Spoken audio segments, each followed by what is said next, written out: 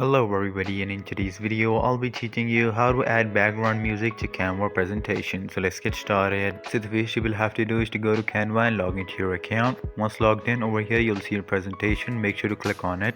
Now we're at the top, click on open in new tab. Now once you're over here, first of all make sure that you do have a music you will use. And now to find royalty free music, go to another tab and now search for Pixabay. And over here go to the music link, and then here you can find the best music you like and click on download on the right hand side. Once downloaded, go back to Canva, and now on the left hand side go to uploads and now go upload files, and then over here choose your file and upload it over here. Now once the music is here, you can just drag and drop it into the timeline. You can just click and drag it from the start and choose where it starts from.